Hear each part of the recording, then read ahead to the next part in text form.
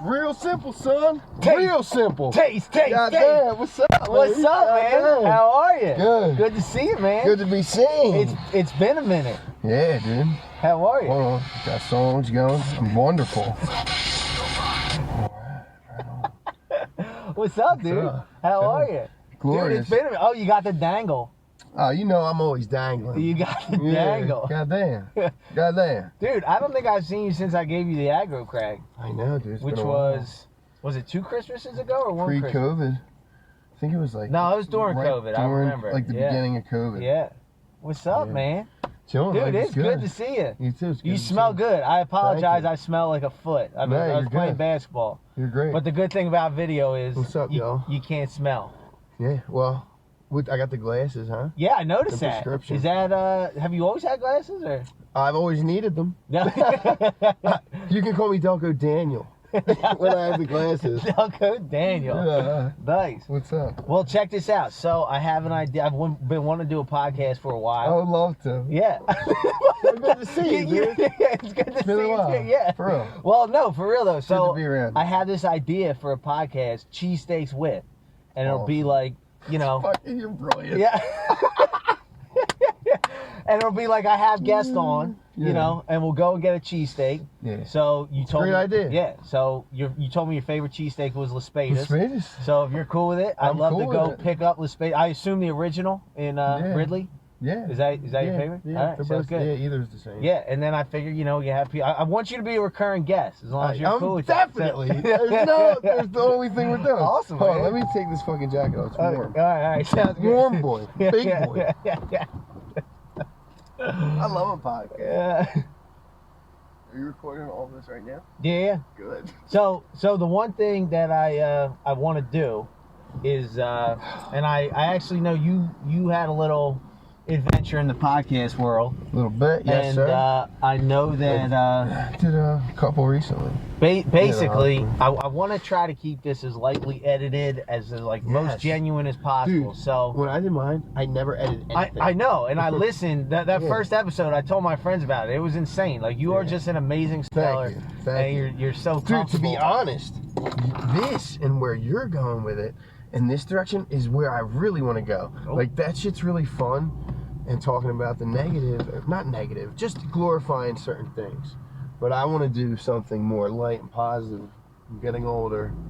You know what I mean? You're Delco Daniel now. Yes. Yeah, But that's legit. Like I'm just growing up, and you know, I have a lot of the same energy to bring in cooler, not more positive areas. Well, I love that, man. Is the deal. And but yeah, dude, I'm in. Let's go. That's awesome. All the time.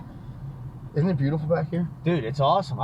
Marple, man, you're moving to Upper Delco. Well, dude, it's part of Delco Daniel. Yeah, this is Springfield. Come up. This is Springfield. But it's close. It's close to Marple. Would you mind putting that window up? It might be, absolutely. Might be sorry, better I forgot. Yeah, so what I was saying was part of what I want to do is like as lightly edited as possible. Yeah. And it's going to be bad in the start, and we're going to learn. That's fine. And maybe one of the things I'll have to do is like get a microphone or something. And I know you do heat up, so if you do got to put the window down, we would just, no, that's cool. We'll just do this. I could do that. Yeah, there you go. I'm not even hot. But yeah, so here we go. First podcast, Cheesesteaks with Delco Danny. What's up, y'all? Pleasure to be here. For real, I really wanted you on because you have been, I mean, of course I got like friends and family, but you've been one of like the most supportive. Like you shoot me these random texts out of nowhere, and like you're always all about what I'm doing, and I just like I've always been so appreciative about that. And dude, it's been a crazy journey, like doing what I'm doing. I mean, I know you've had some creative ventures yourself, and that's part of what I wanted to talk to you about. But one thing that was very surprising to me was how judgmental even very good friends could be when you're doing something a little off the beaten path. And then at the same time, when I meet people in my Uber, it always strikes me how nervous people are to put themselves out there. And something I've always admired about you, and I tell my brother this all the time, like when I'm very comfortable like telling stories, editing, like I don't mind being on camera, but man, you just have this like next level of not giving a fuck about like Thank you you. just show like you're so comfortable in your own skin, and I mean, it's honestly something that I feel like I wish the world could just know your secret of, and that's part of the reason why, Yes. like part of the thank you. part of the thing I want to do is have guests on that are going to share, you know, like things that'll find my audience will find valuable, and like Sure. I think everybody in the world can learn from you in the sense like you are just like always so willing to be yourself and put it all out there, the good, the bad, the ugly, the beautiful. It's like, what's the secret, man? And you've done that before the dangle, so you can't tell me it's just the dangle. Just a dangle. Well, first and foremost, all the things you're saying, I can say the same about you. I've admired you our whole lives. You're always comfortable being yourself, and you always step to your own boundaries. I've always watched you try to top yourself, and you know that's so admirable, dude. Appreciate that, man. Yeah, no, for real. I've watched you tackle things. Anything you want to do, you tackle it, and you do it full force. You don't half step nothing, and. But yeah, I'm honored to be here. I'm honored for you to bring me on the first guest. This is awesome. We're gonna get a cheesesteak out of it, sweet the fuck on. But yeah, man, this is great. As far as being confident and standing in your own skin and being comfortable with who you are, man. I guess part of it is I don't know if you're born with it or you're not, but for me, growing up in the household I grew up in and around men and my older brother and sports and athletics, and my dad was a young man, so raising young men, so it was kind of like a dog eat dog world, and it was just kind of instilled early. Well, for me, I bounced around a lot, so I think I learned to be confident through fear, through like having to be challenged in a new environment. So first grade to third grade I lived in Drexel Hill, and I got comfortable and met all my friends. In the third grade, they ripped me out, and I moved to Springfield. And when I moved there, it was like, culture shock. I'm like, oh my God, you're 8 years old. You never think, like, I'm going to never see my friends again. Right. So being a new kid for the first time and, like, going to a new school and feeling out people and getting to know myself and how I interact with people at a young age, I had this, like, fight or flight thing where I learned that, I'm not going to run away. I'm just going to be who I am. And through trial and tribulation, I learned that 99% of the time, when you just stand in your truth and be who you are, number one, you're either going to get respect, and number two, 9 times out of 10, the person is on the same page with you anyway. Yeah. And anyone can appreciate that. So then again, Springfield, I got comfortable 3rd to 6th grade, and then got moved to Garnet Valley, which was like another huge culture shock. And there I was again, like the new kid, and me and my brother, I just copied anything my brother did. They could go to him. I give him all the credit for making me a confident young man. How much older was he? He was 4 years older. 4 years, okay. And like music had a huge impact on our attitude at the time. And to be honest, that's a huge topic in itself. Like the music I listened to gave me an attitude and a feeling through that vibe that like I didn't give a fuck, and it was just like a place and time. Yeah. And bands like Soundgarden and the shit on my jacket, Pearl Jam, and like just like going through things as a little kid. I'm thankfully like took it and like kind of formed myself into like a tough human emotionally. Now, do you think that you said you talked about fear and like confidence as a result of that? Do you think it was a result of you saw a challenge and you were like, that fight or flight, I gotta be confident? Or do you think it was a result of constantly dealing with challenges, maybe failing, maybe succeeding, and then finally realizing like, hey, whatever I face, like basically what came first? Did you just decide like, did I have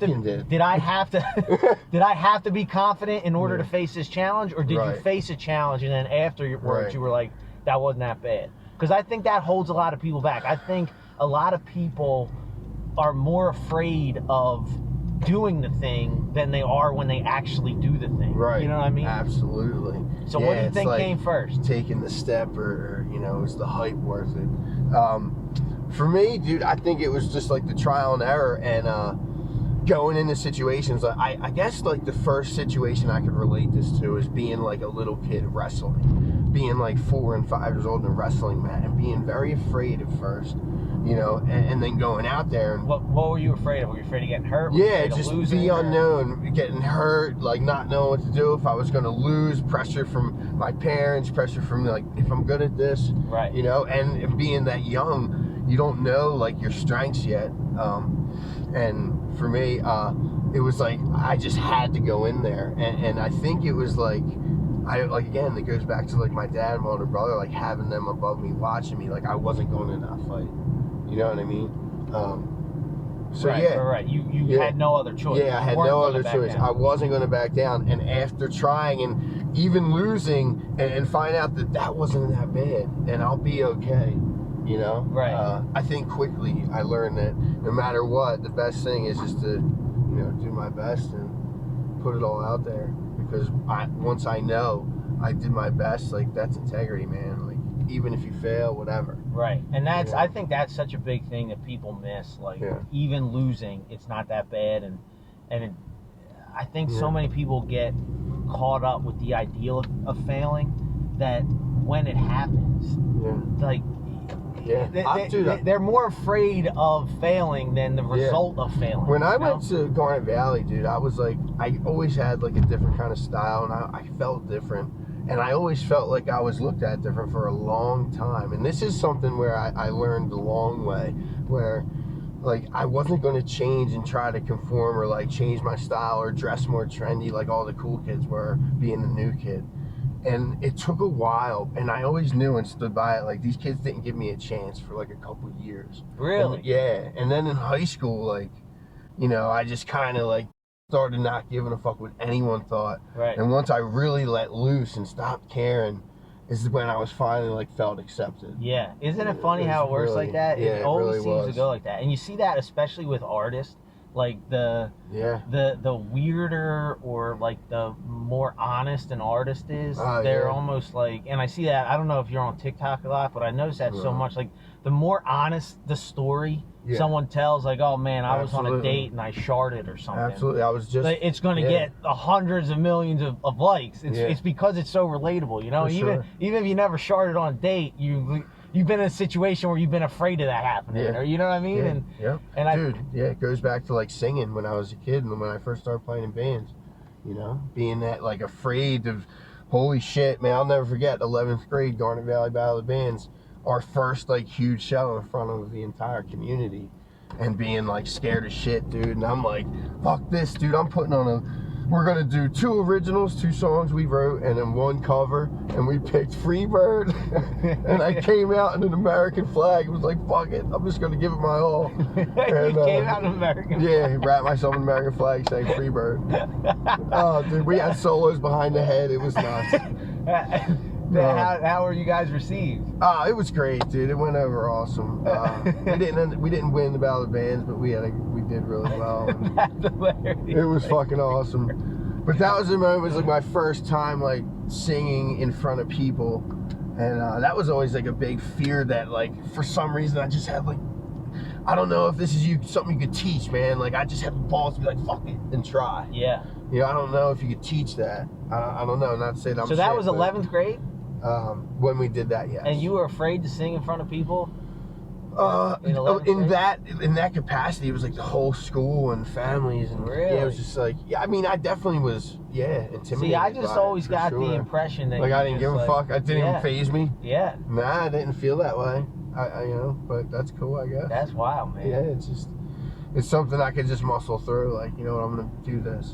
So I want to clarify this for the audience, because a lot of people ask me this, and I hate to say it, but some people get a little disappointed when they find out. But I want to clarify it. So you are, a lot of people think you were just a totally random Uber rider, you know? No. And I think it's a cooler story than that, to be honest. It is. You are the only person, kindred spirits, in my whole life that I've gone to elementary, middle, and high school with. Same here. And I'm going to relate this to what we're talking about. I'm not just talking about random full stuff. circle. But you're the only person to do that, and at the same time, I never really knew you. You know, like we were friends. Yeah, I mean, don't get me wrong. Cool passerby, but like, you know, I didn't know you did. Other. Yeah, like I didn't know you were in Battle of Bands, and like I knew you at Garnet Valley. Is like there was really only 2 times. There were only 2 times I remember interacting with you. The one time I wasn't even interacting. You were just in the middle of the hallway screaming out, belting out Pearl Jam. And I was like, that's damn Mally. Right? I was like, he was doing the same shit in Springfield. And then another time I remember at a basketball game, we were just sitting there on the bleachers. You were like a couple rows back, higher up. And you're like, yo, Doyle, you got some small ass hands. Damn, bro. And I was still the new kid. I was like, damn, I was flying under the radar with this. And then it's been a running joke my whole life. I just wasn't discovered it for my small hands yet. What a dick. I take no, that back, it was dude. funny. But dude, that's the way you man hands. But that's the way you could say those things, and like I don't know, it was bold, still, I didn't take it as an insult, you know. It's like, oh, I was bold, man. Dan. You know, me and Kenny, man, growing up, I guess just like been through a lot of shit, seen a lot of shit. Oh, but it was all in good fun. I'm not bringing it like that. But I share that because I never realized that you went to Drexel Hill. I never realized that you went to 3 schools as well. Yeah. And I also bounced around. And something I've always noticed that, and I never related it to you, but like people who switch schools, I've always noticed that. People that I know, like when I was in school that have come from a different school, or in college when I talk to people, military kids especially, because they're always bouncing around. It always seems that people who switch schools have such a better perspective on this subject because they realize how big the world is. Yeah. And like something for me that I always think about, I'm like, there's just so many people in the world. Nobody gives a shit about me. Yeah. You know what I mean? Like, I could put out the stupidest video. We are so small. I could put out the stupidest video in the world and be like, oh, it's so dumb. And they're going to forget about it in 30 seconds and click another video. And you know what I mean? And I always felt like it was so interesting when I came to Garnet Valley, right? I came from Delco Christian. And there was, somebody at Delco Christian that was a really good basketball player, 1,000-point scorer. He ended up going D1, whatever, right? But it was interesting to me because when I went to, and he was like the thing, like, you know what I mean? Yeah. When I went to Garnet Valley, nobody knew him. Nobody was reading his stat line. Right. And at the same time, there was somebody at Garnet Valley who was scoring all these touchdowns, and nobody Delco Christian knew about him. You know what I mean? It's just like, when you switch schools, you realize as you're still developing, you're still under the age of 18, and you realize that, like, man, you are in this little bubble, and nobody outside of the bubble gives a shit about you. Yeah. Not to be blunt, but nobody cares. People are very ignorant to, like, how small we are. Just think about, the entire world, the entire town. It's insane. And it's extremely ignorant to think that, everything's just about us. And at the same time, I do have to say, when you did hit me up for the Uber ride, that was an actual Uber. Yeah, that was all real. That was an actual Uber, and we hadn't seen each other. That was legit. I haven't seen you in years. We hadn't seen each other probably since high school. Maybe like college, like somewhere in Temple. I think, or maybe like running around. And that's the other thing people need to understand about Delco. I know we've referenced Delco a lot on this channel, and I think it's starting to get a little more recognition, which you called out before. But the thing about Delco is everybody knows everybody. Yeah. So, like, even if we didn't go to school, everybody love everybody. Everybody, we would have known each other somehow, I'm sure. Yeah. I at least would have known of you. I don't know if you would have known of me, but for sure. Delco Danny is a legend. Sure, bro. And I heard you were spotted the other day. Oh, dude. Yeah, it's so, like, you gotta tell me about that. It's like, it's so weird. But it's cool, whatever. No, I was out to eat with my girl, and we were at this place, Katrina, and I was eating, and the waiter came over, didn't say nothing, and whatever I paid when I was leaving, he runs out, and he's like, dude, your wallet, and he gives me my wallet, and he's like, you Delco Danny? And I was like, yeah, and my girl was just like, I'm done with this dude, like, I'm done with you, dude. She just thinks I'm a jerk. I was like, shut up. Oh, man. That's hilarious. Yeah. That's funny. So good. It was cool. And I was like, I am, dude. Love you, dude. Well, I remember the first time you were on the channel, I was like, what, like, do you want to share your name or whatever? You're like, call me Delco Danny. I'm like, sounded good. I'm like, dude, this is going on YouTube. Like, people don't know about Delco outside of... Well, let's let them know. We'll let them know. Yeah, it's exactly what you said. Fuck, dude. Why not? It's a good place, that's great. Everybody does know everybody. I've lived in a lot of these towns, and that's why I'm fucking so confident. Nah, man. Yeah, it's and now I think as an adult, I think the most important thing about being confident is self-esteem. And with self-esteem, for real, for me as a man, what I practice, man, is discipline. Like, discipline will make you the strongest human you could ever be. And that starts with 4 a.m. wake-up call. You get up before? I get up at 4 a.m. every day. No matter what time I start work, I'm an hour early every day. And I chill in my car, I have my coffee, I meditate for my day, and I get right. And that's every day. And I don't care what time I start. I'm up. That's my wake-up call. And then lately my diet hasn't been on point, but for the most part, I usually, we're meal prepping, we're getting things right. We're eating good, working out 4 to 5 days a week. And that's most of the time. Literally, 98% of my life is like that. That's awesome, man. I heard a quote recently, it's discipline equals freedom. I really like that. Yeah, it's the truth, the more disciplined you are. Because I know there's the more free you become, the more whole you become, the more self-seeking you become, the more, self-pleasing, And the best way to start this is with food, is trying to hone in on what you're eating and what you're drinking. Dude, I could not drink anymore. It's just a good place to start. Yeah. Or working out, it's a good place to start. Another thing, let's drop that.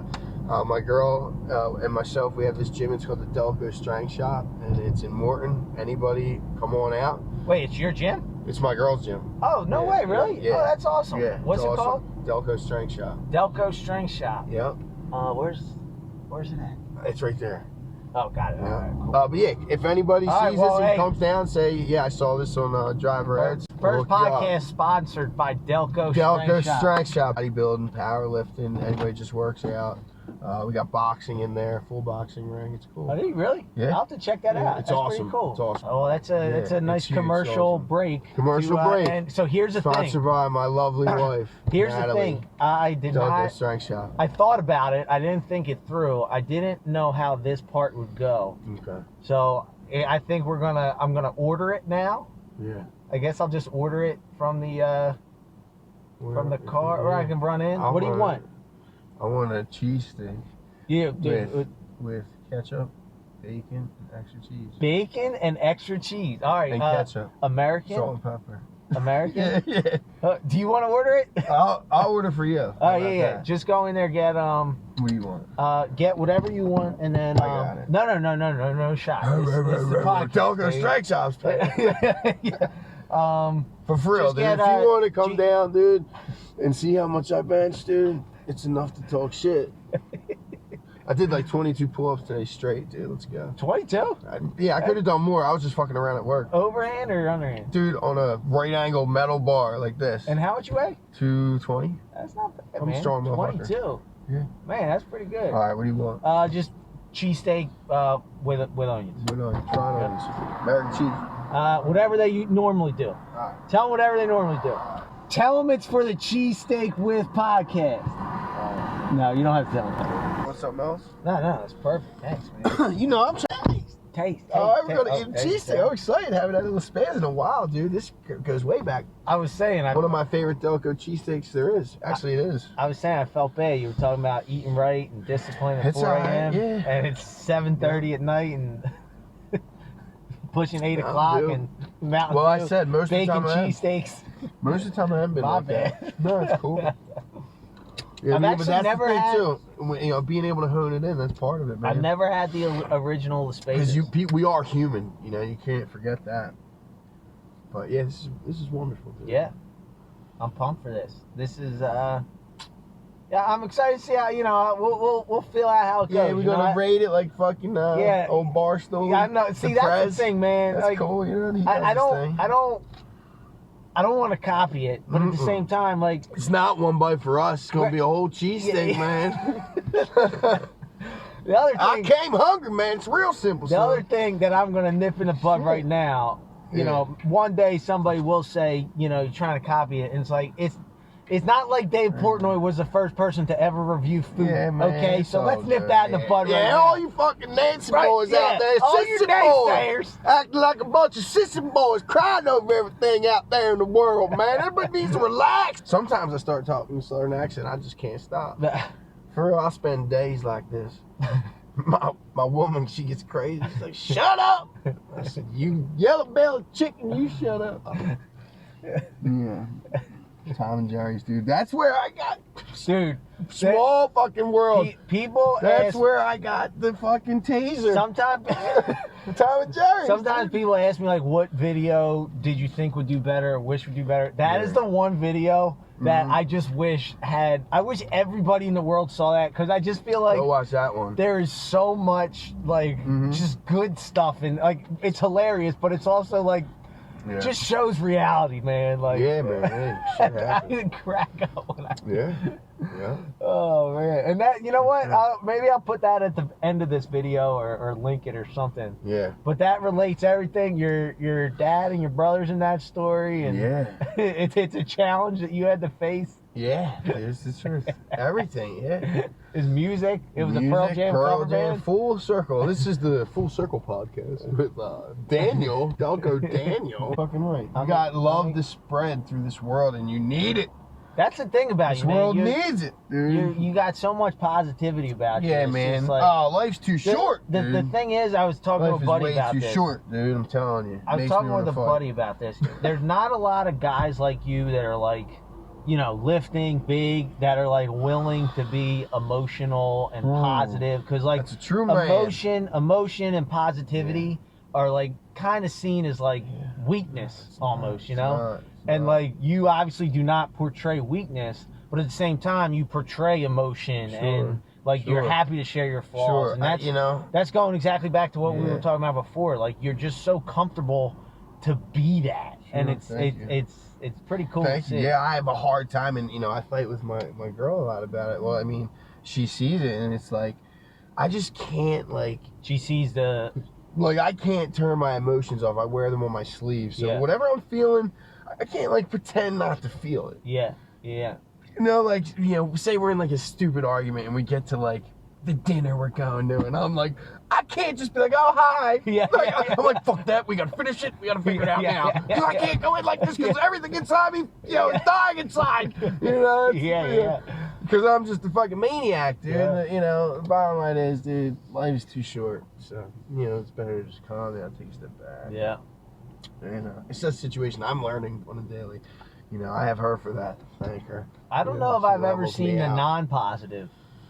Well, thank you, dude. And that, like, my family even said that growing up, and like my aunts and uncles, my mom and dad, they always did say it. They always said, like, I was the lighter, of the kids around. I don't know why. I don't know if that's like a gift or what, or if I've found an ability to find the lighter side of life, or I've seen such dark sides and been through so many dark times that it's just like it's too short. And I've watched a lot of people pass and move on, and I lost my brother and a bunch of my best friends, and and I'm here and have made it through that dark to the light, dude, and I have an ability to be confident and to voice how I feel and to embrace people and guide them, and then I will.